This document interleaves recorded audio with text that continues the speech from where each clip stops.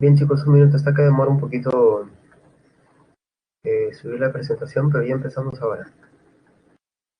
Buenas tardes con todos, espero se encuentren bien.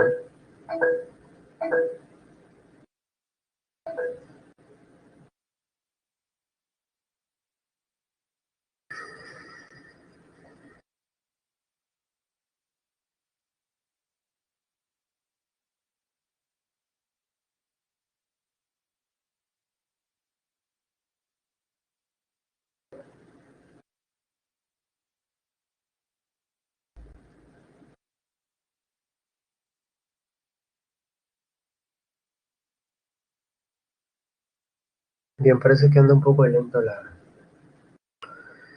subida de las presentaciones, pero creo que ya estamos, ya, listo. Ahora sí.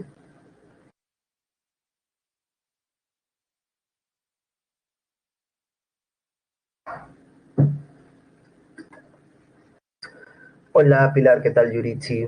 Buenas tardes Valentina, hola Sandro. Hola Ariana, ¿qué tal? ¿Cómo están? Bien, entonces vamos a empezar. Vamos a continuar prácticamente con la lección de ética, solo que en esta oportunidad vamos a tratar de enfocarlo más hacia la parte aplicativa, diríamos, de la ética, porque hay una ética aplicada también, pero ya solamente vamos a llegar a las puertas de la ética aplicada, y creo que eso también es más que suficiente para un curso introductorio, ¿no? Hola Maricielo, ¿cómo estás? Entonces, un poco que lo que vamos a ver el día de hoy se puede dividir en dos partes, una consideración, una parte donde vamos a hacer las consideraciones previas a los dilemas éticos mismos y la segunda ya veremos los dilemas éticos que se pueden considerar desde, desde el momento en que hablamos de una, desde el momento en que ingresamos al campo de la praxis misma, ¿no? Al campo de la ética práctica. Hola Brenda, ¿qué tal? Entonces un poco esa es la idea, ¿no? Bien, primero vamos a considerar los elementos que van a intervenir en estos dilemas éticos que vamos a ver el día de hoy y el primero de esos elementos es el de la persona moral. Diríamos que es el elemento indispensable, indeslizable de toda reflexión ética. De hecho, nosotros hablamos de persona moral cuando el ser humano, el individuo, cumple con ciertos requisitos. Perdón.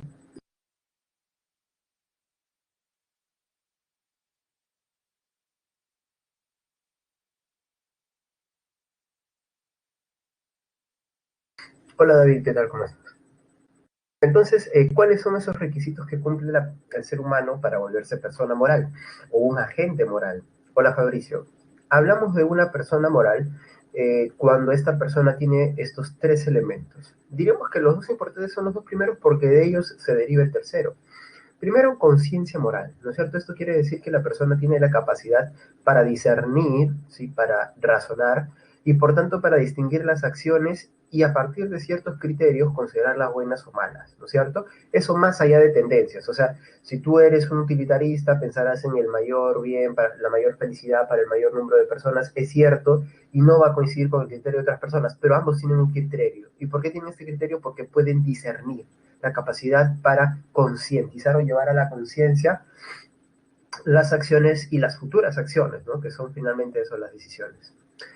Y esta conciencia moral ya se reflejaba de lo que habíamos visto la semana pasada. Por ejemplo, en Aristóteles, de alguna manera, se veía cuando hablábamos de la famosa frónesis aristotélica, ¿no? Esta virtud que resaltaba Aristóteles, que tienen los seres humanos, a la que pueden llegar los seres humanos, cuando reflexionan respecto de esos, eh, cuando reflexionan acerca de los comportamientos, hábitos, actitudes, acciones que son más viables a realizar. Entonces, cuando hablamos de la fronesis aristotélica o prudencia, hablamos de la capacidad para enfrentar los hechos de la vida con sabiduría práctica, ¿no? Entonces ahí ya aparecía la conciencia moral, pero recordemos que San Agustín también hablaba de que la razón era una de las herramientas que Dios nos había dado para evaluar los posibles caminos. Y dentro de esas herramientas, ¿no es cierto? Él decía, hay otra que debe acompañar a la razón, que es la herramienta de la fe. Entonces, Ahí está, la persona moral se caracteriza por tener conciencia moral, pero también sabemos que está una característica adicional que es la de la libertad moral. ¿Y qué es la libertad moral? Bueno, en la presentación está bastante claro, ¿no? Dice, es lo que nos permite tomar decisiones autónomas sin coacción externa. Y esto último es creo lo importante. Quiere decir que nosotros, eh, como seres autónomos, nos damos nuestras propias reglas y a partir del criterio que hemos asumido gracias a nuestra conciencia moral, lo podemos ejecutar y llevar a cabo, pero por nuestra decisión. ¿Bien? ¿Qué significa autónomos? Nomo significa ley, auto quiere decir autoimpuesto, o sea, es como decir, es una ley que yo mismo me impongo y por tanto yo puedo actuar de acuerdo a ella. Entonces, la libertad moral está en relación con este punto, que yo tomaré decisiones en la medida, ¿no es cierto?, en que no hay una coacción externa. Esto quiere decir que no hay algo que te obligue, ¿no? Y que un poco a esto llegaba Kant, ¿no es cierto?, cuando hablaba de su moral autónoma, una moral que funcione para todo ser humano sin importar en qué circunstancias se encuentre, más allá de cualquier circunstancia, porque tiene que haber una manera de comportarse para todo ser racional finito. Ahora, esta libertad moral de la que nos hablaba nuestro amigo Kant ya había sido anticipada por San Agustín cuando hablaba de libre albedrío, ¿te acuerdas? Y él, incluso siendo cristiano, creyente en Dios, decía, Dios no interviene en tus acciones. Hazte responsable porque Dios te dio la herramienta de la razón, o sea, conciencia moral, y además te dio autonomía, o sea, tú eres dueño de tus actos. Y en tanto eres dueño de tus actos, Dios no interviene, ¿sí? Entonces, tú eliges entre las mejores posibilidades, o lo que tú consideras las mejores posibilidades, y a partir de eso actúas, y si tu acto, ¿no es cierto?, te llevaría a una posible condena, el único que tiene la responsabilidad eres tú. Por tanto, esto nos lleva al tercer elemento. El hecho de que una persona tenga conciencia y libertad moral, ¿qué implica? Implica que esta persona tiene que hacerse cargo de lo que ha hecho, de lo que va a hacer, y por tanto tiene que responder, pero no solamente responder ante la sociedad, ¿no? Después de todo, responsabilidad viene del término responso, que es responder, sino que también responde ante sí mismo, ¿no? Pensemos cuando hacemos algo malo y sabemos que lo hemos hecho, obviamente en nosotros, en nuestro fuero interno, se genera un ámbito de discusión con nuestra propia voz, nuestra voz interna, podría decírsele, pero también con la voz de los otros, en la medida en que recordamos a esas personas y decimos, ¿qué es lo que qué es lo que pensaría tal persona en esta circunstancia de lo que acabo de hacer, ¿no? Bueno, entonces por ahí va el término de la responsabilidad moral, o sea, es la capacidad para poder hacernos cargo de lo hecho y de lo que íbamos a hacer, ¿no? Entonces estos son tres elementos indispensables para decirle a una persona moral, ¿bien? Ahora, no hay que confundir a la persona moral con la persona amoral o la inmoral.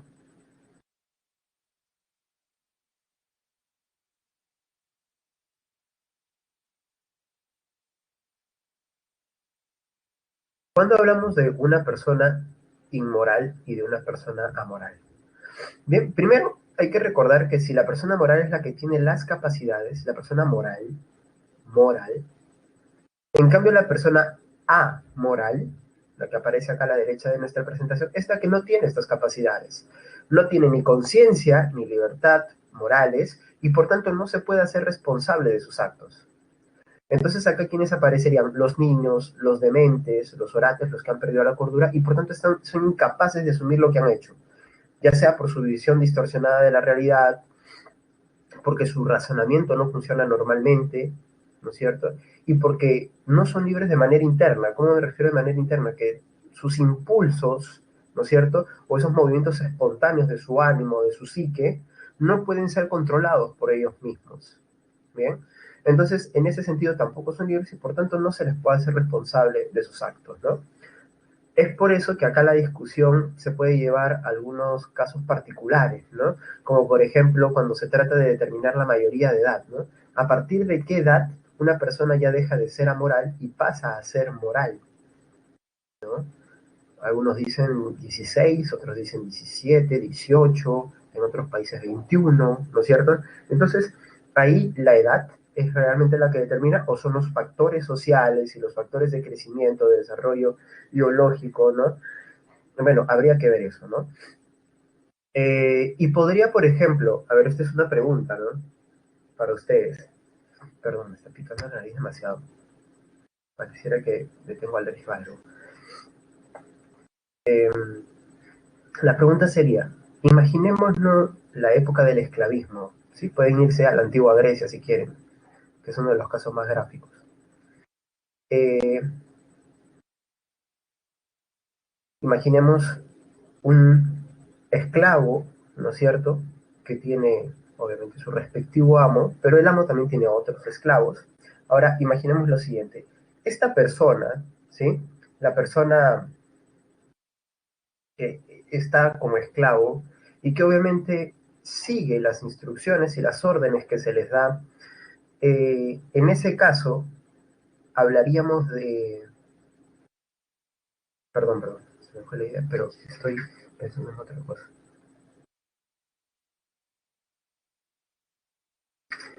En el caso del esclavo, sí, quería ver si este ejemplo no lo podía dejar para después mejor, pero sí, mejor lo menciono. A ver, la pregunta es la siguiente. El esclavo en ese caso, ya que no es responsable de todo de sus actos, ¿se le puede llamar literalmente una persona moral?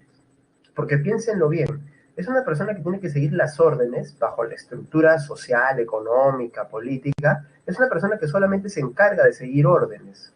En ese sentido, no tiene libertad moral, aunque tiene conciencia o podría tener conciencia moral. La pregunta es, ¿el caso de los esclavos en la antigüedad son los de personas morales o amorales? ¿Cuál de los dos? Por ahí que, a ver, sí, ¿no? A mí también me da esa sensación, ¿no? Obviamente no hay una respuesta concreta para esto, ¿no? Porque se escapa del espectro, nosotros estamos tratando de evaluar una situación antigua con un código contemporáneo, ¿no? Y yo creo que sí, desde nuestra óptica tendrían que ser amorales, sí, lo mismo opino, Rey, Ariana, opino lo mismo que ustedes. Yo pienso que en ese caso tendríamos que considerarlos amorales porque la sensación que ellos mismos tienen, su identidad, su autopercepción, está en función de la de sus amos, ¿no? Entonces ahí podríamos hablar de personas amorales.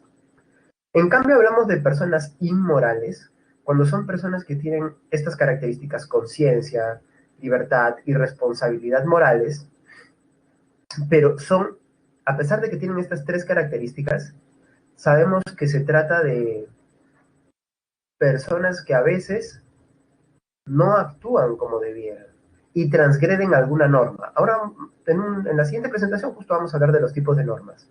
Pero cuando se transgrede una norma moral o jurídica, ¿no es cierto? Uno es consciente de ello. Ahí está la conciencia moral, precisamente. Entonces, es responsable de sus actos. O sea, yo actúo mal sabiéndolo.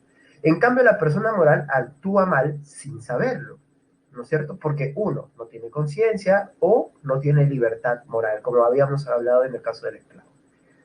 Entonces, una persona que es infiel, obviamente es inmoral, no amoral, ¿sí? Una persona en sus plenas capacidades, obviamente.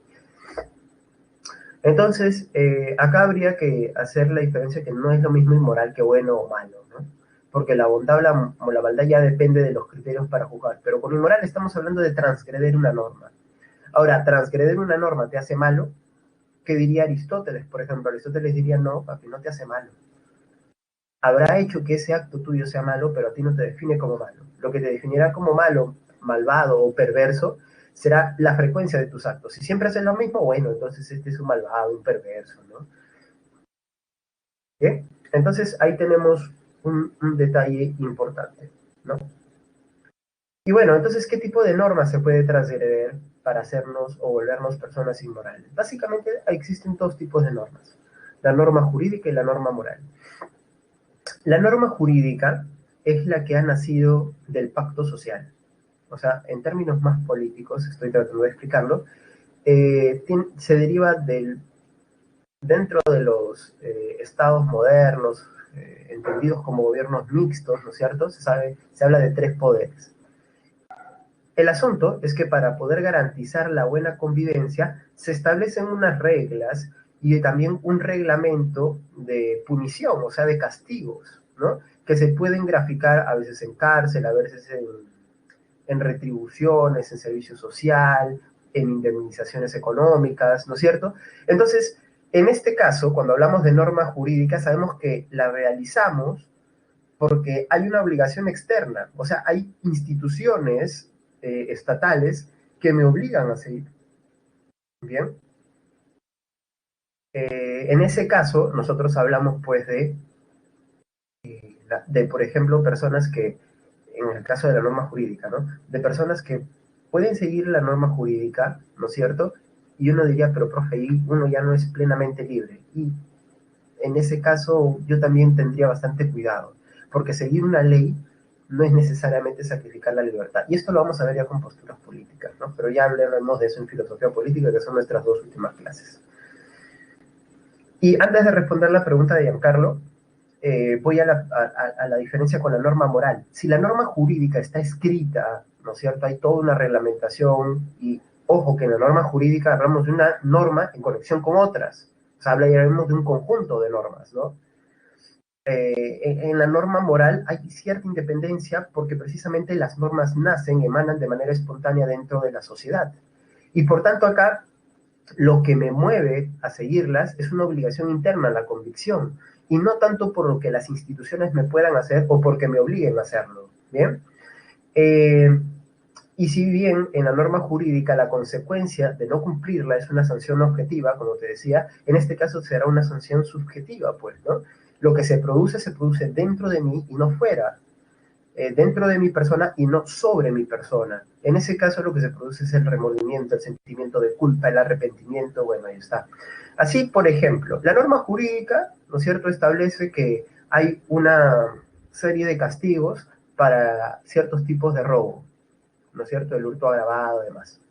Ahora, escaparía de la norma jurídica reglamentar el hecho de que a alguien se le caiga el monedero, ¿no es cierto?, y que tú, habiéndolo visto, te hagas el distraído un rato hasta que la persona pase, como no hay nadie cerca, y luego haces como que te lo encontraste. ¿No? No hay manera de demostrarlo según una norma jurídica, así que se escaparía de la reglamentación. Pero, sin embargo, ahí ingresa la norma moral, que es como una emanación de la socialización propia del ser humano. Si desde pequeño te enseñaron que no debes quedarte con lo ajeno, lo que hubieses hecho sería pasarle la voz y decirle a esa persona se le ha caído su monedero, su billetera, su dinero, ¿no? Y en este caso, cuando tú no lo estás haciendo, te estás enfrentando a un posible remordimiento por luego recordar esto, ¿no? Que debiste haberle devuelto. De repente ya piensas en sus necesidades, aun cuando en su momento solamente pensaste en las tuyas, ¿no? De repente te imaginaste ya comiendo tu cevichito, saliendo con tu peor es nada, ¿no es cierto? Entonces ahí, esa es la diferencia, ahí se grafica claramente la diferencia entre norma moral y norma jurídica. Respecto a lo que me dice Giancarlo, dice, y las personas que están 100% seguras de que están haciendo el bien, pero en realidad están haciendo el mal. Sí, y esto tenía que ver con lo que quería señalar respecto de la persona amoral, ¿no? Eh, Hablando de las libertades, precisamente, lo iba a dejar para después, pero bueno, ya que lo mencionó Giancarlo, de una vez aprovechando. Por ejemplo, imaginemos el caso de las personas que vivieron en el Tercer Reich, ¿no? Sobre todo los generales y los principales mandos de Adolf Hitler. Estas personas recibían una serie de órdenes que ejecutaban porque estaban seguras de que estaban haciendo algo bueno, mejorando la humanidad, obviamente, según ellos, pero sobre todo beneficiando al pueblo alemán, que era el pueblo superior, obviamente, y los que iban a encaminar a la humanidad. Eh, entonces, ellos estaban seguros de que estaban haciendo el bien, pero en realidad estaban haciendo el mal, ¿no? Entonces, ahí, ¿cuál fue su garantía? Ellos tuvieron que superar, ¿sí?, los mínimos, o sea, los derechos de las personas, ¿sí?, aun cuando ya existían, ojo, porque la Declaración de los Derechos del Hombre y de los Derechos Humanos son pues anteriores a lo que sucedió en la Segunda Guerra Mundial. Entonces, ahí la pregunta es, ¿no tenían conciencia moral de lo que estaban haciendo? ¿No tenían libertad moral?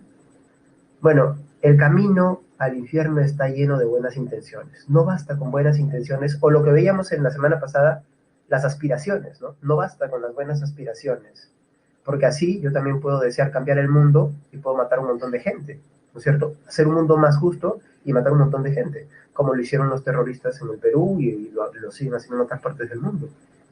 Entonces, esta es la idea. Si yo pienso, ¿sí?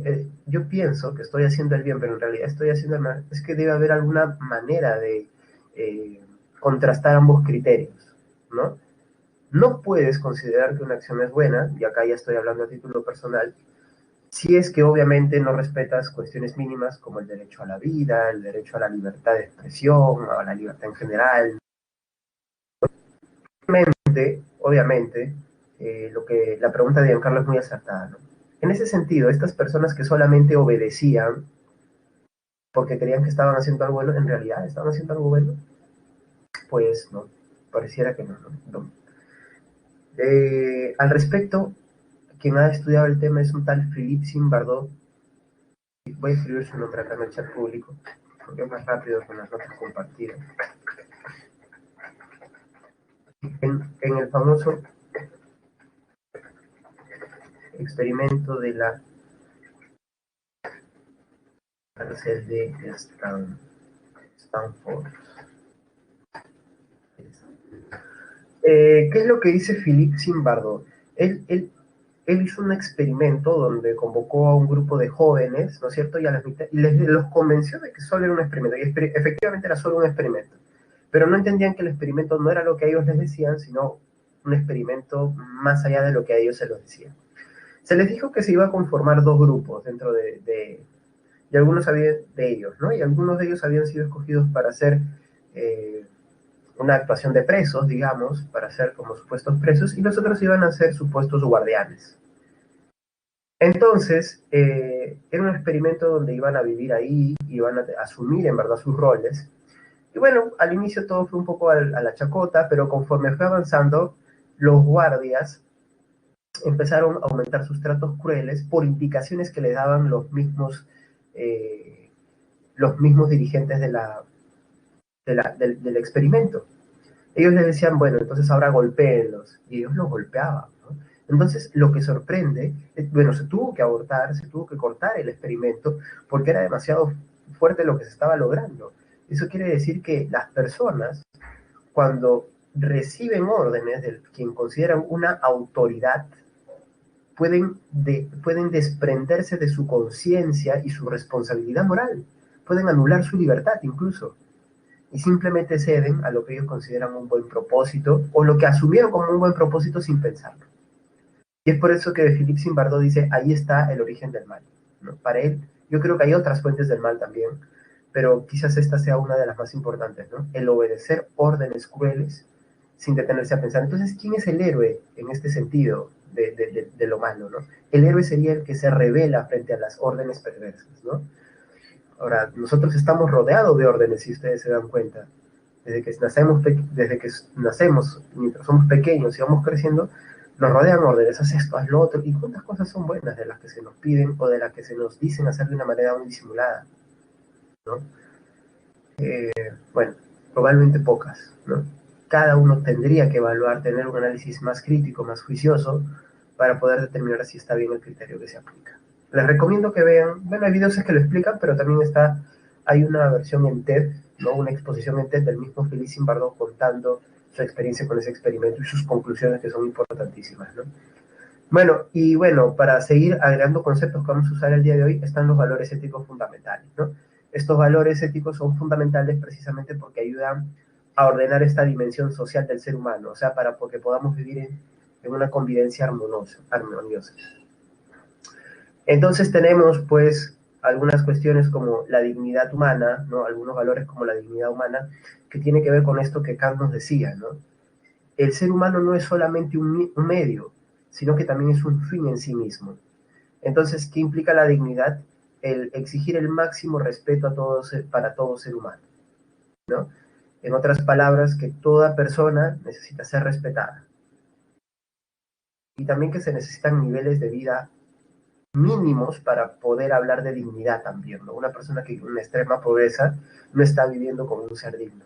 Y esto lo conectamos con otros tres conceptos que son los de igualdad, justicia y libertad. La dignidad implica una igualdad y una justicia, igualdad en el sentido en que a todos se nos tiene que reconocer por iguales, ¿no es cierto? Nadie tiene que ser con beneficios por encima de los demás. y con una justicia que tiene que ver con el reparto y una redistribución equitativa, tanto de los castigos o la posibilidad de castigos. Nadie tiene que escaparse de la justicia, todos nos tenemos que ser iguales ante la justicia, ¿no? Y ante la ley. Esta es la idea de precisamente la ilustración de la estatua de la justicia con los ojos vendados, ¿no? Y por otra parte también necesitamos partir de plataformas, obviamente no exactamente iguales, pero sí unas plataformas mínimas, ¿no? Que nos permitan, pues, dirigirnos a los propósitos que luego nosotros podamos elegir. En otras palabras, si no hay justicia o redistribución económica o redistribución jurídica equitativa, no hay libertad, pues. Como una persona que nace con tanta ventaja, con tantísimo dinero, va a tener 1.000.000 de oportunidades más que una persona que, sin haberlo pedido y sin haberlo pensado, ¿no es cierto?, nace en una desventaja tremenda. Entonces, no hay justicia sin libertad, ¿no? Es un poco la relación que tiene que existir. Entonces, es necesaria la autonomía para tomar decisiones, la libertad, pero también hay que recordar que no hay buena sociedad sin solidaridad. De hecho, si las sociedades occidentales han llegado a tal nivel de avance, es por la solidaridad, la presencia de este valor ético, ¿no? Que es la cooperación mutua entre las personas. Y de hecho, hoy en día también existe, ¿no? Aunque algunos ven muy negativamente las sociedades humanas, algo de solidaridad tiene que haber para que siga surgiendo, ¿no? No todo se puede reducir al interés individual, ¿no? A la famosa mano invisible, ¿no? Creo que eso es un error.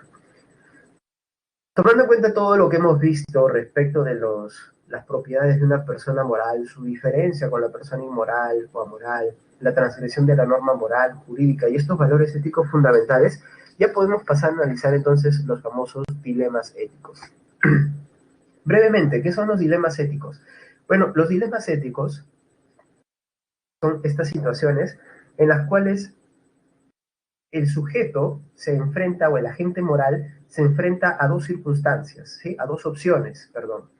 Y entre estas dos opciones que puede elegir, donde aplicará su criterio, el criterio ético que considere más pertinente, y obviamente ejecutará la acción de la conciencia moral, vamos a ver cómo ambas posturas son defendibles de alguna manera, a veces bajo el mismo criterio, a veces bajo criterios distintos. Y esto hace que sea difícil tomar una de ellas, porque implica optar por algo bueno, por una buena defensa, pero también sacrificar algo, ¿no? Este es un poco el problema detrás de los dilemas éticos. Entonces, por ejemplo, este es un dilema ético de valoración, no de resolución. Los que vamos a ver el día de hoy son de resolución, pero acá tenemos un dilema ético de valoración. Miren ustedes. ¿A quién se le puede considerar realmente bueno? ¿A quien tiene la oportunidad de matar porque sabe cómo hacerlo pero no lo hace? ¿O a alguien que no mata porque no está preparado para ello o nunca ha enfrentado una oportunidad similar? ¿No? A ver, te lo pongo en términos menos fuertes todavía, ¿no? Menos crueles, porque esto de asesinar a veces no es muy pertinente en pocas personas en las que llegarían a una situación tal. Imagínate una persona que en algún momento de su vida robó, pagó su penitencia, dejó de robar, se reformó y obviamente sabe cómo podría engañar a alguien para robarle o cómo podría volver a ese viejo rubro, ¿no? Pero ya no lo hace, ahora se dedica a una vida pues alejada de todo lo criminal y la ilegalidad.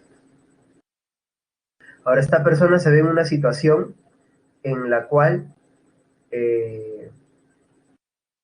necesariamente, ¿no es cierto?, va a tener que robar. Imaginemos que este es un dilema ya de los que vamos a ver, que su esposa está enferma y la única manera es robar el medicamento en una farmacia, ¿no? Es la única manera. Entonces, en esta circunstancia él decide no hacerlo y buscar esa medicina por otros medios, porque ella superó ese pasado donde se dedicaba al hurto. Entonces, ahí él está siendo bueno, ¿no es cierto? A pesar de que pudiese robar usando sus conocimientos y sus experiencias anteriores, no lo hace. ¿O acaso el que no lo hace porque no tiene la experiencia previa y ni siquiera está en una circunstancia similar? ¿Quién es más bueno? Profe, el primero, ¿no es cierto? ¿Por qué podría ser el primero? Porque, profe, miren, se enfrenta a su pasado y también se enfrenta a una circunstancia difícil. Podría ser. Pero hay quienes considerarían que la bondad está también en la intención y por tanto si no hay intención de robar, entonces B es realmente bueno. El primero, me dice Giancarlo, porque el segundo puede ser que al intentarlo por primera vez le guste. Bueno, ahí estamos manejándonos en el campo de la probabilidad, ¿no? En lo que tú dices. Podría ser que le guste, ¿cierto? En lo que me dice Ciro, es muy reduccionista basarse en una situación. Definitivamente, Aristóteles diría esto, ¿no? Aristóteles diría, por lo que haga en una situación, no necesariamente va a ser considerado bueno o malo, ¿no? Ahí está, perfectamente, ¿no?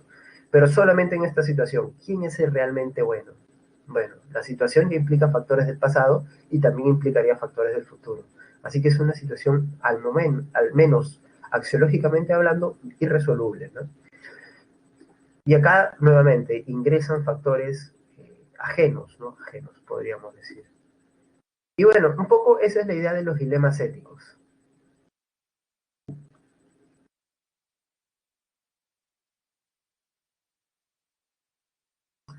Entonces, ¿qué tipo de dilemas éticos tenemos? Tenemos, por ejemplo, los dilemas hipotéticos. ¿Cuáles son los hipotéticos?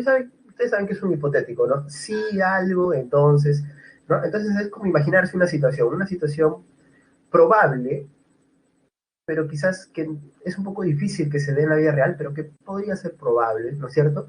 Y entonces ahí la imaginación cumple un papel importante y dentro de lo que uno se puede imaginar, analizaría pues qué es lo mejor por hacer.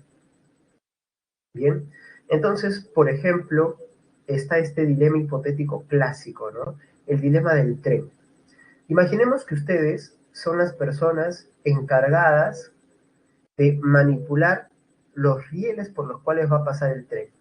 Entonces ustedes deciden si el riel va a tomar perdón, el tren va a tomar el riel de arriba o el riel de abajo. Da la circunstancia, ¿no es cierto? Imaginemos que alguien te ha puesto en esta situación, no sé cómo hemos llevado esto de repente, un secuestrador, alguien que está buscando hacer alguna especie de atentado, ¿no es cierto?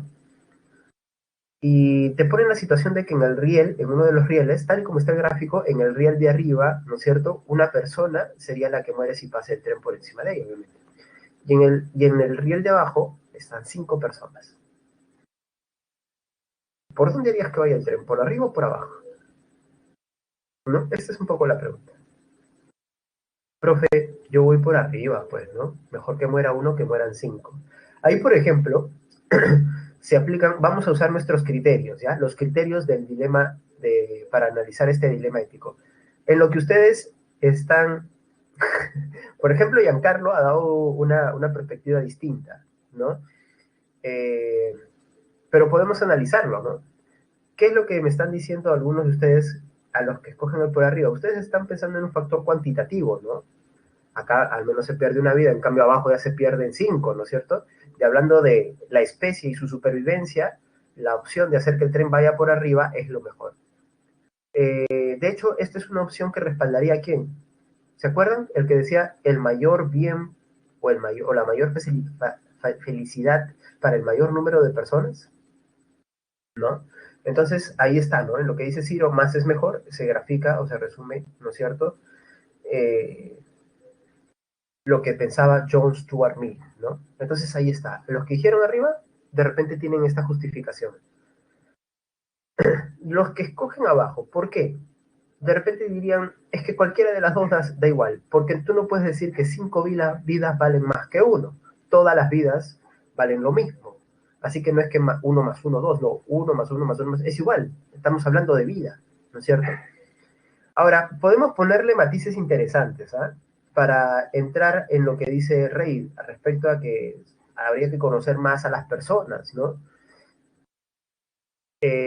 Claro, lo que me dice ahora Duvernay, ¿qué pasa si las personas de abajo son ladrones, se les ha dado la libertad y han reincidido en seguir robando? Incluso por ahí puedes poner uno que otro asesino, ¿no? Y el de arriba es una persona común y corriente. No, profe, ahí sí que vaya por abajo. Ahí estás pensando nuevamente en bien social, ¿no es cierto?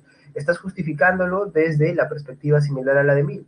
Utilitarismo para la mayoría, ¿no? La utilidad para la mayoría. Ahora, ¿qué pasa si, por ejemplo, en la de arriba tenemos una persona adulta, ¿no es cierto? Eh, si en la de arriba tenemos una persona adulta con una vida regular y abajo tenemos 5 jóvenes, ¿no es cierto? 5 posibilidades. Y que encima algunos de ellos han demostrado que están haciendo cosas para mejorar la sociedad, participan en servicios comunitarios y demás, ¿no es cierto? Entonces, ahí, ¿por dónde pasaría? Profe, ya por arriba, es una vida nomás. Bueno, como puedes ver, hay matices, ¿no? Hay matices. Eh, claro, esto que te estoy diciendo es lo que dice Valentina, ¿no? La edad. La edad también es algo importante a considerar. Lo mismo, y tiene muchas versiones, ¿no? Tiene muchas maneras de plantear, de ser planteado este dilema ético. Ahora, ¿ustedes han visto esta película que se llama Batman, el Caballero de la Noche? Donde sale la galardonada actuación de Heath Ledger como el Joker, The Joker. Bueno, en esta película hay una escena que presenta algo similar, ¿no? Que es la escena de los ferries o de los cruceros. Voy a decirle cruceros, ¿no? A estos barcos grandes, embarcaciones grandes. Y en uno de ellos, ¿sí? El Joker ha puesto a la ciudad en tal situación que en uno de ellos están todos los ciudadanos comunes y corrientes. Y en el otro crucero están todas las personas que eh, son reos por algún motivo, ya sea porque han participado en la mafia o por X motivos, porque han robado, han asesinado, ¿no? Entonces la escena se completa cuando entendemos que el Joker ha dejado un control en cada embarcación con el mensaje de que al activar el botón, ¿no es cierto? Está haciendo, se estaría haciendo que la otra embarcación explote. Y es la única manera de salvarse, porque si llega la medianoche y ninguno de los dos ha tomado esa decisión, el Joker hará volar a los dos cruceros, ¿no? Esa es la idea. Ahora, ¿qué es lo que sucede? El Joker está buscando demostrar que las personas, ¿no es cierto?, en una situación difícil abandonan sus principios morales. Eso es lo que él está tratando de demostrar. Ahora, ¿qué es lo que sucede? Bueno, ya ahí les dejo a ustedes para que vean la película o para que vean al menos la escena, que debe estar en YouTube. Y la idea es un poco esa, ¿no? ¿Cómo determinamos respecto de la vida? ¿En función de qué criterios? El criterio de la vida misma, que haría que cualquiera de los dos sería bueno que sobreviva, ¿no? Ahí ya es solamente algo alternativo. O ya aplicamos otros criterios como el del bien social, del pasado, ¿no es cierto?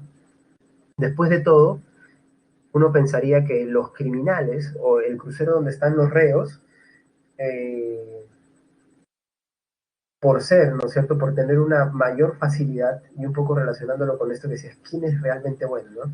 Por tener ya la capacidad de quitar vidas y ser más egoístas, alguno pensaría, se cobrarían la vida de los otros con más facilidad. Y del otro lado, los ciudadanos comunes y corrientes digan, pero ellos ya se equivocaron, ¿no es cierto? Entonces ellos ya tuvieron su oportunidad, ahora nosotros merecemos vivir. Bueno, ahí hay criterios distintos, como te digo, son los matices dentro de un dilema hipotético, ¿no? Pero también están los dilemas reales, ¿no? Los dilemas reales que tienen que ver con el hecho, ¿no? De que en la vida misma nosotros nos vamos enfrentando a situaciones de ordinario que implican dilemas éticos, ¿no? Por ejemplo, tú tienes un mejor amigo y una mejor amiga, ¿bien? O mejor dicho, tienes dos mejores amigos. Vamos a ponerle amigo A y amigo B, ¿sí? Porque no quiero poner nombres, no voy a decir que hay alguien con ese nombre y se va a sentir afectado o de repente le vienen flashes, Vietnam flashes, ¿no? Entonces, tu mejor amigo A eh, tiene su novia, tiene su enamorada, ¿no? Te lo puedes imaginar a la inversa también si quieres, entre tus mejores amigas, ¿sí? Y una de ellas tiene su enamorado. Pero yo lo voy a contar de esta manera. Ahora, tu mejor amigo, ¿no es cierto? Perdón, tu amigo A está muy feliz con su enamorada, dice que es lo máximo y demás.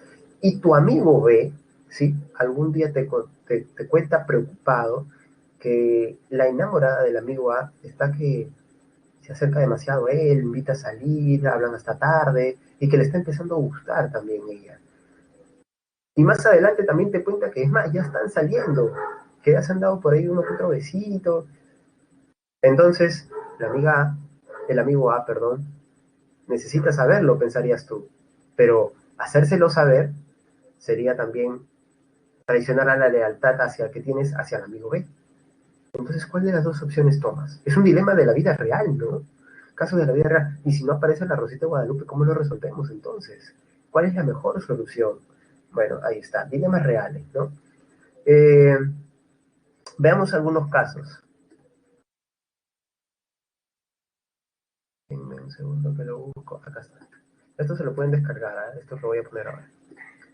A ver, dice lo siguiente. Vamos a ver otros dilemas éticos. Este lo he extraído también de una película. Dice, los compañeros de Emilio son acusados de haber cometido un acto ilícito dentro de la escuela. Según conclusiones, Emilio es el único testigo de lo acontecido, por lo que tiene que confesar lo que vio y, por tanto, delatar a sus compañeros o verse obligado a asumir la posición establecida por las normas de la escuela. Caso similar al de la película que recomiendo mucho, Perfume de Mujer. Ahora, a ver, les cuento más o menos cómo es en la película. Es muy sencillo. Un joven, ¿no es cierto?, que le tocaba hacer turno de cuidar los libros de la biblioteca, sale de la biblioteca como que a las 10 de la noche, hora en la cual termina el turno.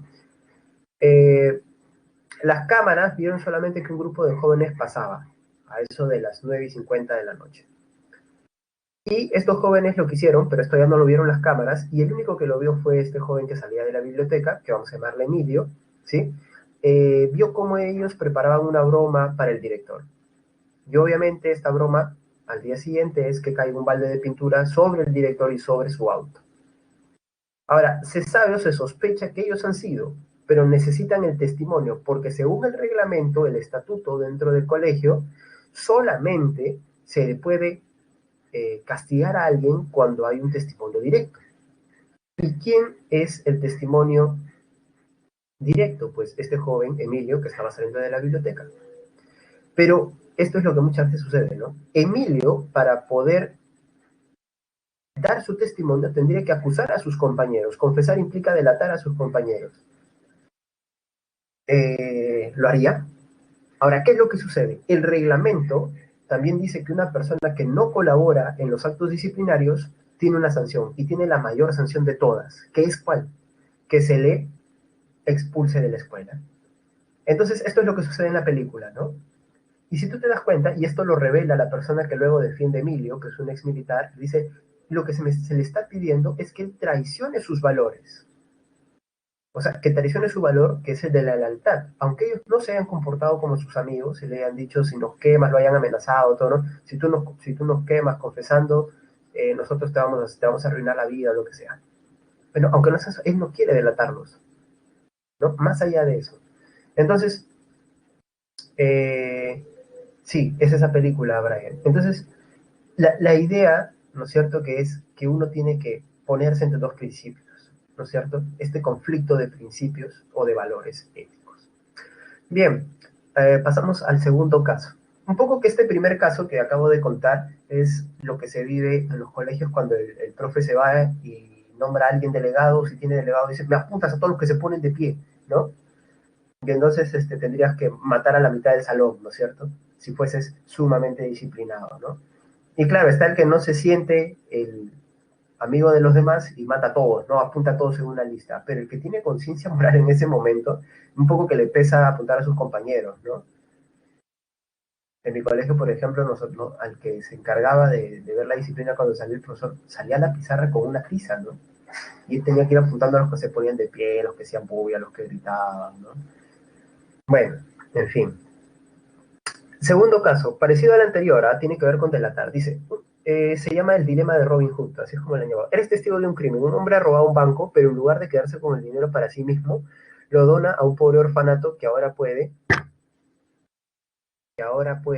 permitirse alimentar, dar ropa y cuidar a los niños que viven en él. Tú sabes quién ha cometido el crimen, pero si vas a las autoridades con esta información, lo más probable es que el dinero sea devuelto al banco, volviendo a dejar a los niños con grandes necesidades. Y es más, peor todavía si te pones a pensar que los bancos roban cantidades de dinero al año, ¿no? Eh, Esta es un poco la idea, ¿no? Similar al anterior, solo que acá el beneficio ya no es sobre ti, liberarte de un castigo, sino que el beneficio es sobre otras personas. Pero es más o menos similar. Pero hay dos actos que están de por medio. El beneficio a estos niños, ¿no es cierto? Y otro es el beneficio a la sociedad en la medida en que se aplica la justicia igual para todos, ¿no? ¿Por qué este que se cree Robin Hood va a transgredir y saltarse toda la justicia? ¿Acaso si yo robo yo la voy a pasar igual de bien? No. Entonces, un poco esta es la idea, ¿no? El conflicto que se presenta ahí.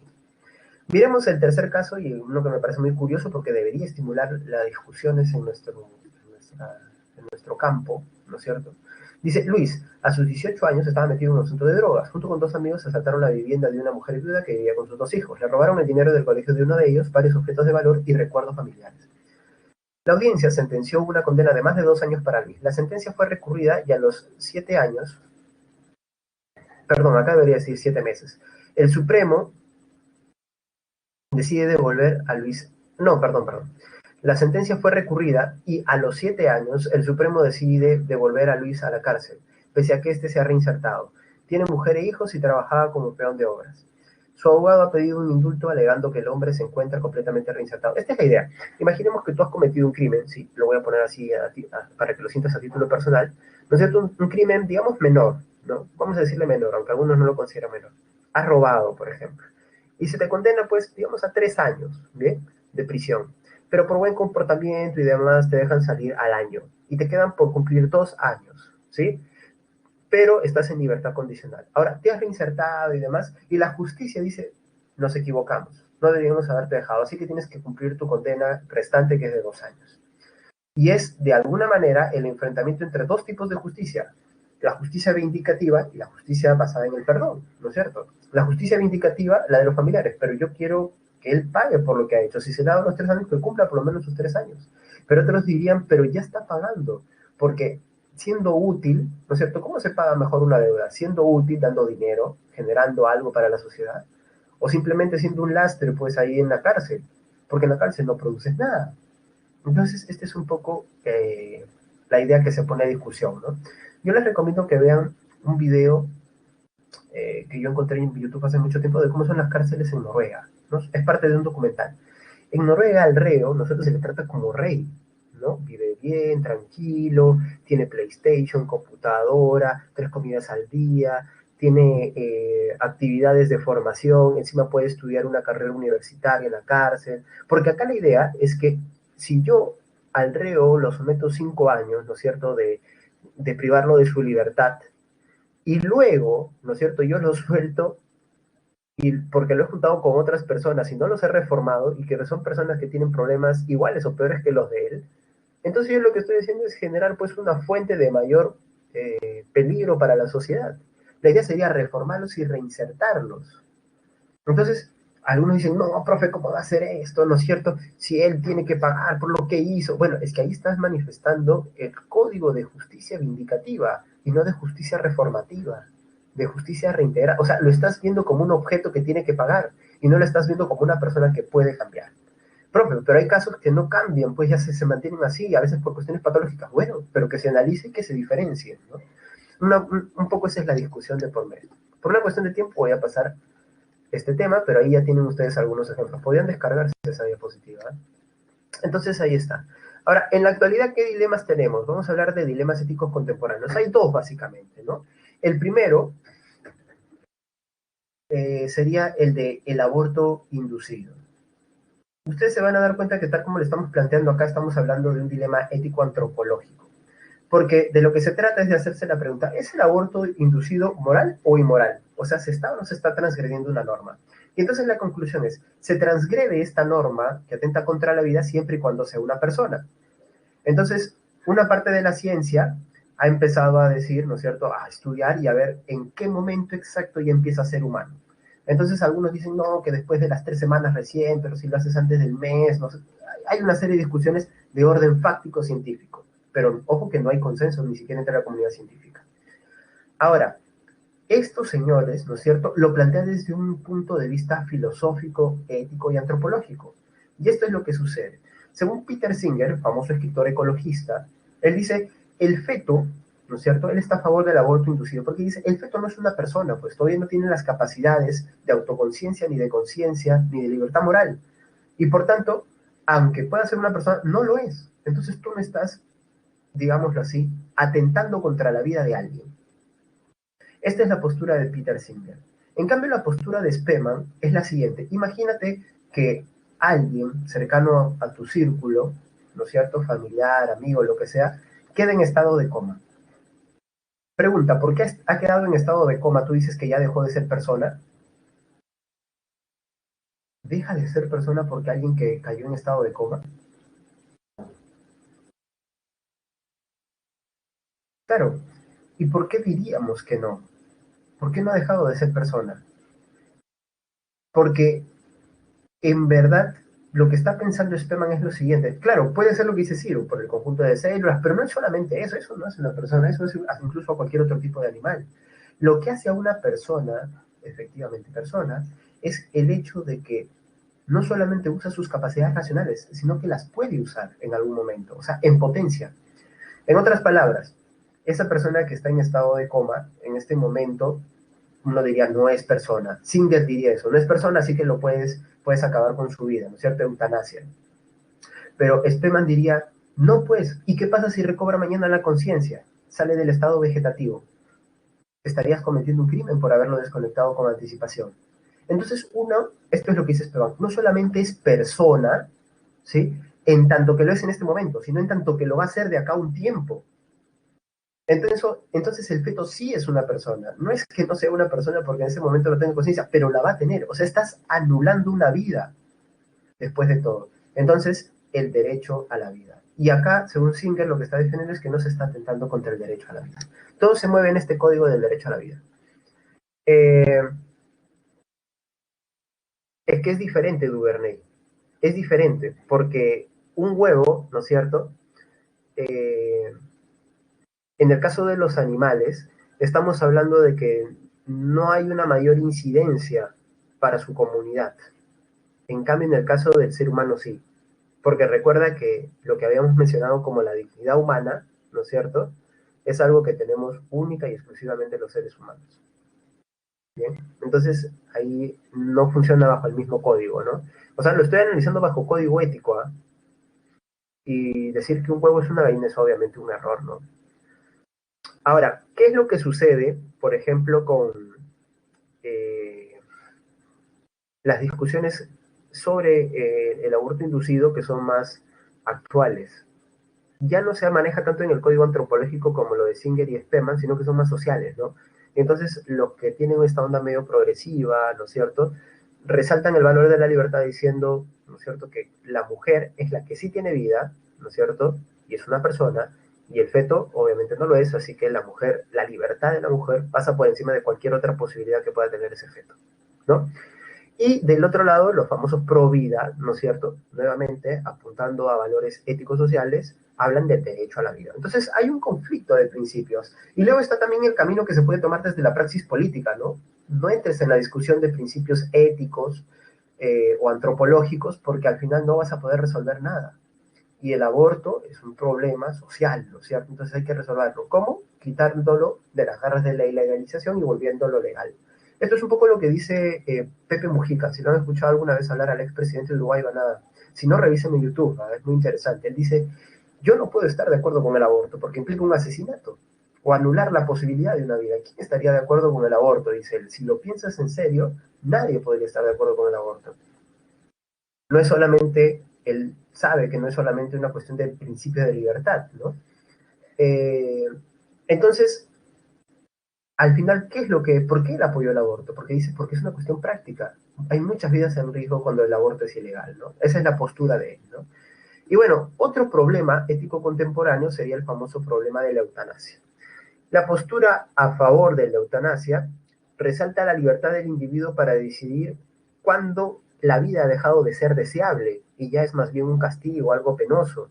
Y por tanto, cuando uno ya pierde su dignidad humana, pues, ¿no? El sujeto, dice la postura a favor, tiene que decidir sobre su propia vida. Mientras que la postura en contra dice que no, que el derecho fundamental es la vida misma. Porque el sujeto no puede atentar contra su propia vida, claro. Muchas de estas fuentes son normalmente religiosas, ¿no? Pero nosotros vamos a ver que hay también argumentos no religiosos, ¿no? Bueno, que no sé muy bien. Entonces, uno de esos argumentos es, por ejemplo, si yo considero que alguien no tiene un estándar de vida para considerarlo digno, entonces, ¿por qué no matamos también, por ejemplo, a las personas discapacitadas y demás? ¿No? Eso es algo que se dice como un argumento no religioso en contra de la eutanasia. Bueno, ahí nuevamente estamos recurriendo a cuestiones antropológicas, pero el tema de fondo es principalmente ético, ¿no? Ético. Y bueno, hay muchas cosas más por decir acá, pero nos vamos a quedar acá porque ya nos hemos pasado en el tiempo. Chicos, ahí están las claves. Pueden descargarse también la diapositiva. Por favor, rápidamente yo les voy a pedir que respondan a la encuesta docente. Ya saben cómo funciona esto, cómo son las calificaciones. A es de A, excelente clase, la B sería de buena clase, la C, caramba, creo que hay que mejorar, ¿sí? Entonces, eh, hay muchas cosas, ¿no es cierto? Claro, como dice Rey, se puede pensar en casos exclusivos tanto para el aborto como la eutanasia, creo también, ¿no? Y es muy interesante todo eso. Chicos, les agradezco, ya han estado muy activos, muy participativos, me encanta. Créanme que los he estado leyendo, ahí es por eso que me demoro también en hablar, porque trato de leer y seguir explicando a la vez. Eh, y esto es por una cuestión de tiempo, ¿no? A ver, Valentina, las personas sufren cuando se trata de enfermedades terminales y les va a pasar igual y a quieren terminar. ¿Por qué no? Claro, yo también pienso lo mismo, ¿no? ¿Y qué pasa, por ejemplo, con las personas que ya han ingresado en un estado de coma y ya no pueden decidir sobre sí mismas, ¿no? Y a veces los familiares tienen que tomar una decisión o a veces no pueden tomar la decisión. Bueno, para eso todos tendríamos que haberlo pensado de manera previa y dejar algo escrito, ¿no? Pero no sucede así siempre, ¿no? Yo pienso lo mismo que tú, Giancarlo. Creo que hay muchos conflictos que no se pueden resolver solamente en el plano práctico, sino que a veces necesitan una reflexión previa. Bien, chicos, acá nos vamos a quedar. Gracias, Brenda. Gracias a todos ustedes por su eh, participación. Gracias, Valentina. Iré con Diosito, tú también. Ve con Dios que es la luz y espero que alimente tu alma. No, no soy religioso. Cuídense todos, chicos. Chao, Ariana. Chao, David. Chao, Fabricio. Chao, Rey. Chao, Gala. Chao, Giancarlo. Saludos para todos.